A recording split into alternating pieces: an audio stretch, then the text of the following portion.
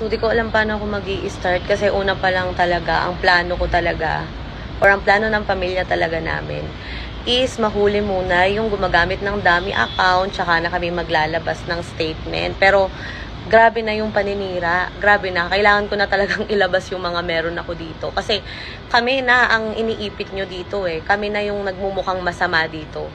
So, unahin ko muna yung video na nagtitrending kung bakit daw ako nagsasalita ng ganon, duguan na daw yung bata, bakit pa ako nakakapagsalita ng ganon.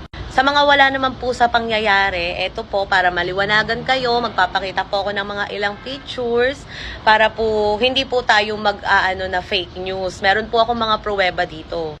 So, nakikita nyo yung CCTV footage namin, 3:24. Kung makikita nyo din siya dyan, di pa siya masyadong tukuan, tapos umuwi siya. So, that time, kahit nakakapit bahay, hindi nila lubos isipin na meron siyang tama ng baril sa ulo. Kasi nga, nakakatawa pa eh, nakakahingi pa ng tubig, tapos tumatakas pa. Di talaga namin lubos isipin na may tama siya ng baril.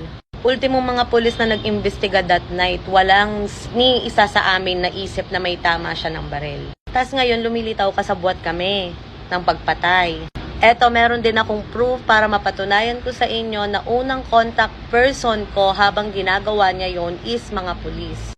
Ayan, kung makikita nyo, 3:13. Pinapagmadali ko na yung pulis kasi, ayan, andito po yung suspect para ma-caught on act at para makita mismo ng mga pulis habang sinisira niya yung sasakyan namin. Ayan yung exact time na tumawag ako sa kanila, 3:07. So, kung may plano kami, makipagsabuatan, patayin, isingil yung buhay niya sa ginawa niya sa sasakyan namin, bakit ako tumawag ng pulis that time na sinisira niya pa lang yung sasakyan namin, wala pa siyang kahit na konting dugo, wala pa siyang kahit na ano sa katawan niya.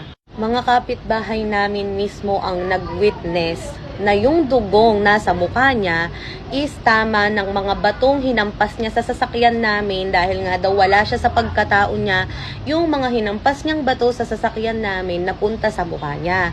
Kaya ganun ako katapang dun sa video na maningil pa na hindi ko naman din talaga lubos isipin na tama na ng baril. Sino ba iisip na tama ng baril yun? Humingi pa ng tubig kung talagang masamang tao kami. Tubig, binigyan pa namin. Kami pa tumawag sa mismong pamilya para paalam yung nangyari sa kanya.